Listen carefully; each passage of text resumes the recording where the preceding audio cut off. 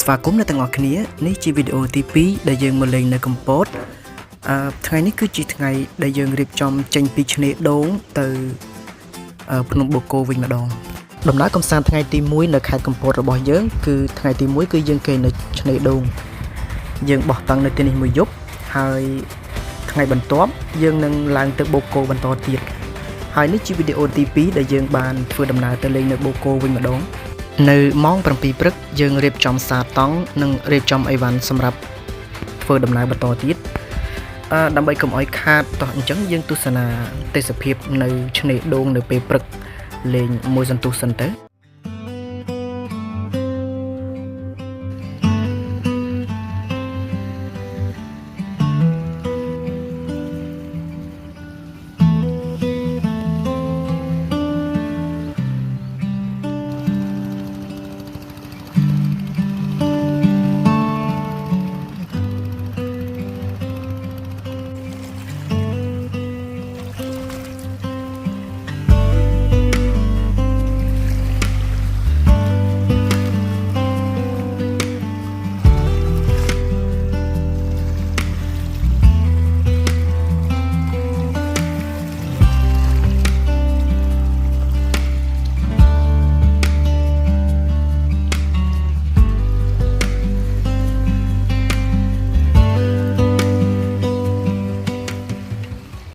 អញ្ចឹងកុំឲ្យខាតពេលយូរតោះយើងធ្វើដំណើរឆ្ពោះទៅបូកគោទាំងអស់គ្នាហើយនេះជាទិដ្ឋភាពផ្លូវដែលយើងចេញពីឆ្នេរភ្នំដូងមក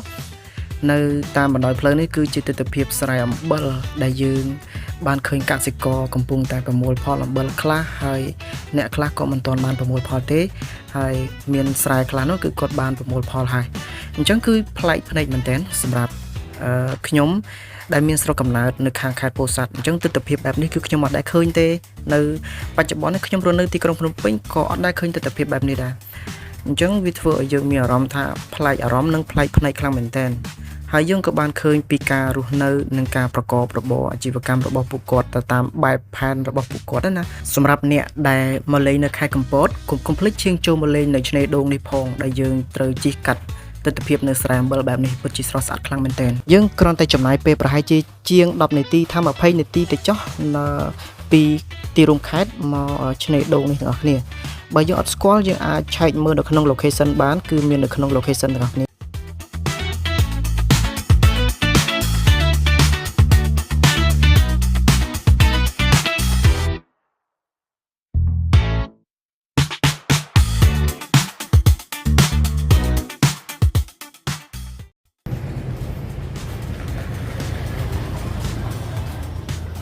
អ្នកលក់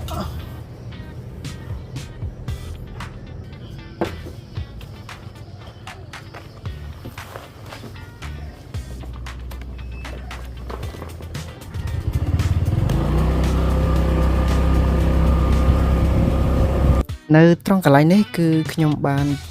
ទិញកំប៉ុងហ្គាសពីគាត់ក៏ពិតយើងត្រូវដូរប៉ុន្តែភ្លេចយកកំប៉ុងមកអញ្ចឹងយកតែកំប៉ុងរបស់គាត់ទៅហើយសន្យាថាព្រឹកនឹងយកឲ្យគាត់វិញឥឡូវអត់ឃើញគាត់យើងទុកនៅមុខនៅលង្ក្រែអូខេបងប្អូនអត់ខាត់ពេលយូរយើងជិះម៉ូតូព្រោះយើងត្រូវឡើងភ្នំបូកគោតនៅព្រឹក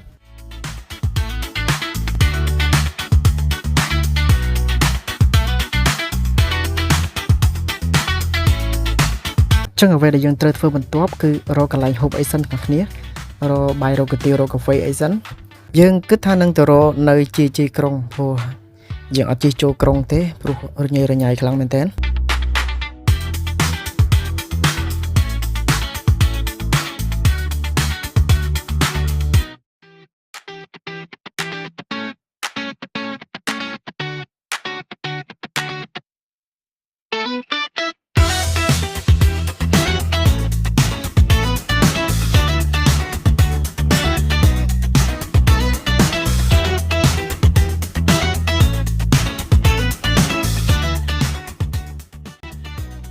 ចំណាយពេលជាង10នាទីយើងក៏បានមកដល់ហាងបាយមួយកន្លែងដែលសម្រេចចិត្តចូលនៅទីនេះតែម្ដង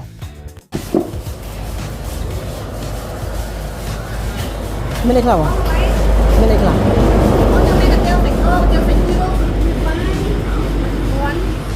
បាសាច់មាន់ ហាងបាយនៅកន្លែងគាត់នេះគឺអាចទទួលយកបានទាំងអស់គ្នាសម្រាប់រសជាតិនៅចិត្តជើងភ្នំដែរទេ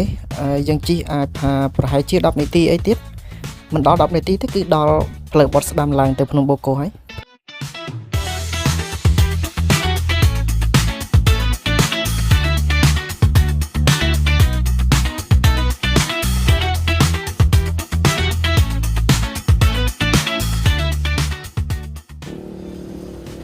ចឹងខ្ញុំក៏មិនចំណាយពេលយូរដែរបន្ទាប់ពីញ៉ាំអាហារហើយក៏រៀបចំធ្វើដំណើរបន្តទៀតគោលដៅរបស់យើងគឺត្រូវឡើងភ្នំនៅពេលព្រឹកមិនចង់ឲ្យឡើងនៅពេលថ្ងៃទេព្រោះនៅពេលដែលយើងឡើងពេលព្រឹកគឺមានអាប់មានអីត្រជាក់ងាយស្រួលនៅក្នុងការជិះម៉ូតូមែនតើ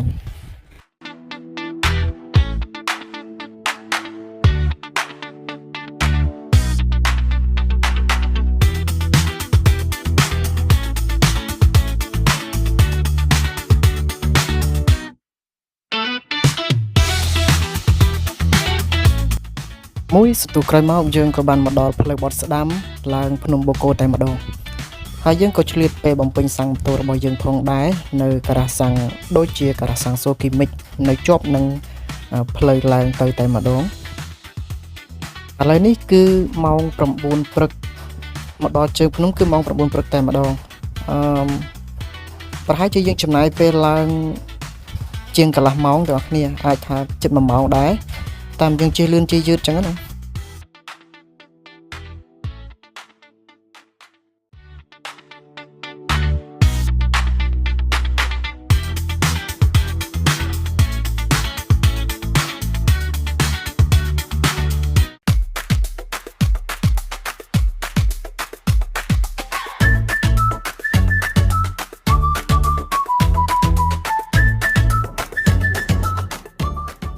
ឥឡូវនេះគឺយើងចាប់ផ្ដើមឡើងហើយទាំងអស់គ្នានៅម៉ោង9តិចតួចតាមការពិតការឡើងភ្នំបូកគោនេះគឺខ្ញុំធ្លាប់ឡើងប្រហែលជា3ដងហើយពេលកន្លងមកប្រហែលជាកន្លងផុតទៅ3ឆ្នាំហើយទាំងអស់គ្នា3ទៅ4ឆ្នាំហើយដែលខ្ញុំខានឡើងភ្នំបូកគោអ្វីដែលគាត់សម្គាល់នៅពេលឥឡូវនេះគឺយើងឃើញថាមានហេដ្ឋារចនាសម្ព័ន្ធច្រើនមានការអភិវឌ្ឍច្រើនមែនទែនកន្លែងកំសាន្តប្លែកៗហើយនឹងមានការបើកជាហាងកាទៀវហាងកាហ្វេនៅតាមផ្លូវគឺប្លែកពីមុនខ្លាំងមែនទែន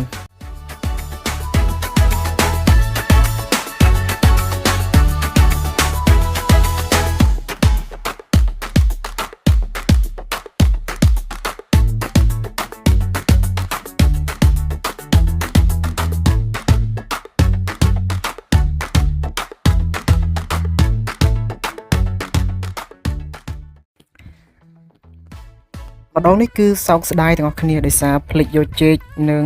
ផ្លែឈើដើម្បីឲ្យចំណីសត្វស្វាផងដែរឥឡូវនេះគឺយើងសង្កេតឃើញថាស្វាធំធំមែនទែនជាប្រភេទស្វាព្រៃទាំងអស់គ្នាដែលនៅឈរចាំសុំផ្លែឈើពីអ្នកជិះម៉ូតូជិះឡានឡើងអញ្ចឹងណាហើយសម្បូរខ្លាំងមែនទែនហើយមើលទៅគឺគួរឲ្យអាណិតដែរដោយសារពឹងទៅលើព្រៃឈើធម្មជាតិគឺអត់សូវមានផ្លែទាំងអស់គ្នាមិនដឹងថាគ្នាបានអីស៊ីទេអញ្ចឹងមានតែ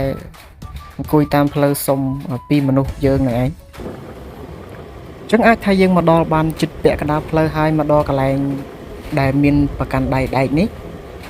យើងចាប់ផ្ដើមសង្កេតឃើញថាមានសត្វស្វាច្រើនមែនទែនទាំងអស់គ្នានៅចាំសុំផ្លែឈើសុំទឹកសុំអីពីយើងអញ្ចឹងណាទាំងអស់គ្នាបើសិនជាឡើងមកកុំភ្លេចដាក់មកផងតែបើតាមការពិតទៅខ្ញុំអត់ហ៊ានឈប់ថតទេទាំងអស់គ្នាដោយសារវាធំខ្លាំងមែនទែនតែម្ដងពីព្រោះខ្ញុំមានប្រវត្តិធ្លាប់ស្វាខាំនៅលោកយាយម៉ៅពេជ្រនិលទាំងអស់គ្នា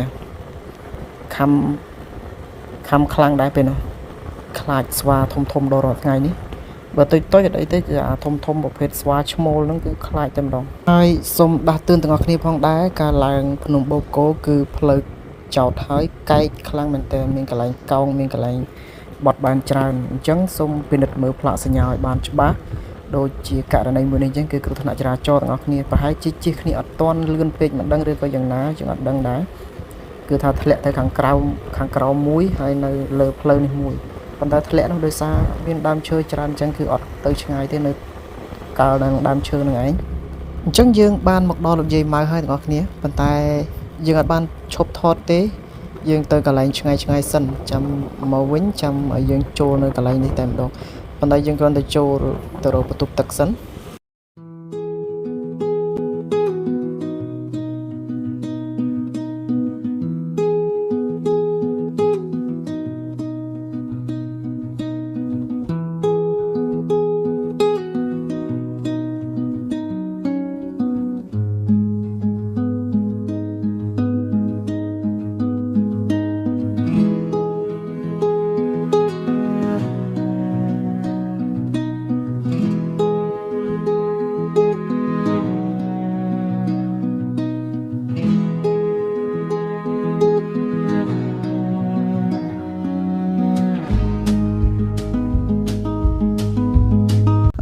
យើងឡើងមកខុសផ្លូវដល់គ្នាអញ្ចឹងចុះទៅវិញដោយសារ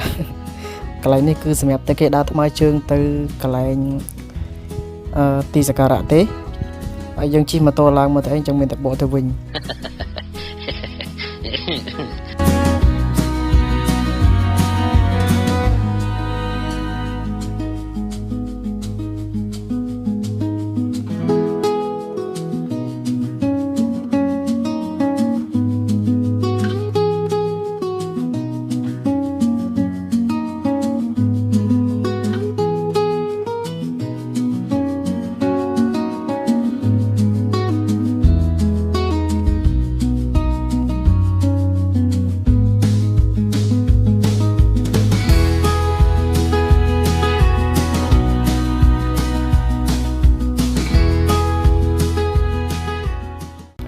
អញ្ចឹងហួសពីកន្លែងលោកយាយម៉ៅមកប្រហែលជា5នាទីដល់គ្នាមកដល់កន្លែងកែងនេះកន្លែងហ្នឹងតាមដែលខ្ញុំចំណាំភាគច្រើនគឺមានពពករាល់ថ្ងៃតែម្ដងភាគច្រើនគឺមានរហូតតែម្ដង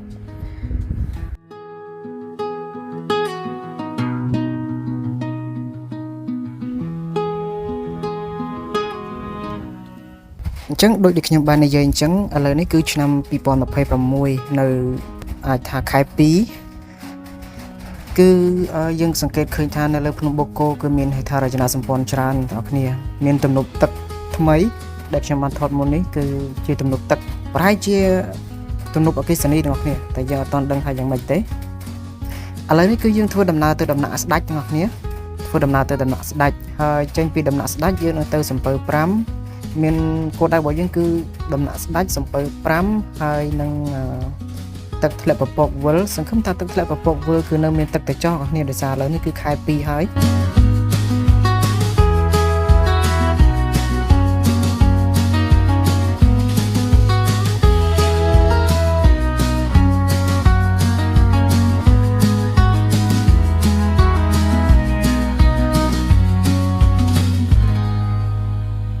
នេះជាដំណាក់ស្ដេចបងប្អូនយើងបានមកដល់ហើយប៉ុន្តែ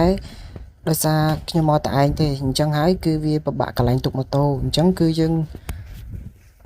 អត់សូវនៅបានយូរហើយក៏មិនហ៊ានចូលទៅកន្លែងជ្រៅដែរដោយសារវាស្ងាត់នៅក្នុងអាគារចំណាស់មួយនេះគឺមិនដឹងថាសាងសង់នៅក្នុងឆ្នាំណាទេបងប្អូនអាចថាចាស់ខ្លាំងមែនតើចង់ទៅចូលមើលដែរប៉ុន្តែរៀងអញើតដែរបើសិនតែបាន2នាក់3នាក់អីអត់អីទេអានេះចូលទៅហើយនៅពើងមាត់ជ្រុះមួយនេះគឺបងប្អូននៅដំណាក់ស្ដេចឡើងមកដល់ហ្នឹងគឺសម្លឹងមើលទៅខាងស្ដាំដៃទៅអាចឃើញកន្លែងហ្នឹងបងប្អូនយើងអាចឈរមើលទេសភាពពីខាងលើណាមើលទៅខាងក្រោមឃើញទេសភាពក្រុងតែពេលខ្លះគឺយើងមើលមិនឃើញទេដោយសារពពកអាប់ខ្លាំងមែនតែនតែដោយសារថ្ងៃនេះគឺអត់សូវមានពពកដែរបងប្អូនដូចឃើញអញ្ចឹងគឺពពកគួរសមបងប្អូនចឹងខ្ញុំនឹងបង្ហាញទេសភាពនៅទីនេះបន្តិចហើយយើងនឹងបន្តទៅសំពើ5មកតង់ទៀតទាំងអស់គ្នាដែលយើងធ្វើដំណើរទៅក្រោយវិញ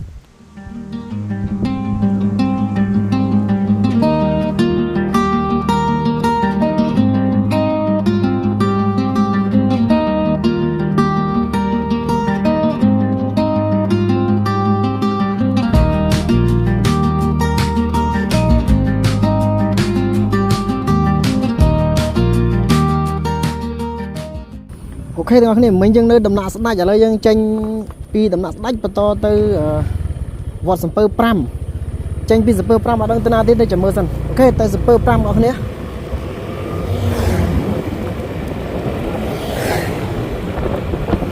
វត្តសំពើ5គឺយើងវត្តមកឆ្វេង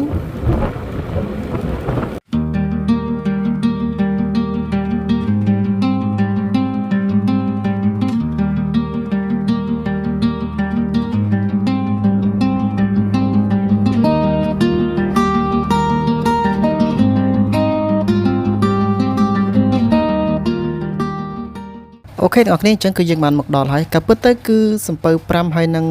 ដំណាក់ស្ដាច់គឺនៅចិត្តគ្នាទេអ្នកនរយើងឈរនៅដំណាក់ស្ដាច់មើលមកឃើញសំពៅ5ច្បាស់តែម្ដងចិត្តគ្នាទេយើងជីបហើយជីប5 6នាទីទេនៅទីនេះគឺខ្ញុំអត់បានថតច្រើនទេអ្នកនរដោយសារយើងត្រូវទៅក្រោមមកតង់ទៀតទៅទឹកធ្លាក់ពពកវិលខ្ញុំគិតថាទៅទឹកធ្លាក់ពពកវិលអាចនឹងយូរបើសិនជាវាមានទឹកណាហើយនៅសំពៅ5នេះគឺមានភ្ញៀវទេសចរអន្តរជាតិច្រើនមែនទែនអ្នកនរព្រោះថានៅទីនេះគឺជាតំបន់ប្រវត្តិសាស្ត្រមួយផងដែរអ្នកនរអញ្ចឹងយើងទស្សនាទេសភាពនៅទីនេះបន្តិចហើយយើងនឹងបន្តទៅទឹកធ្លាក់ពពកវិលទៀត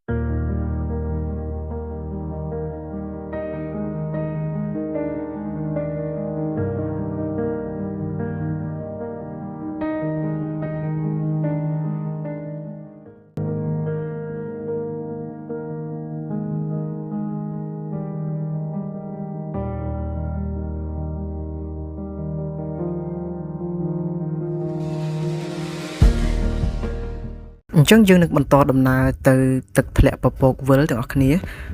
យើងអាចថាចំណាយពេលខ្ទង់ប្រហែលជា10នាទីជាងក៏ពិតខ្ញុំមានបំណងទៅកាហ្វេលើភ្នំហើយនឹងបឹងលើភ្នំណានោះតែជាក់ស្ដែងគឺរកផ្លូវទៅអត់ឃើញទេអ្នកនេះវិលក្បងតែម្ដង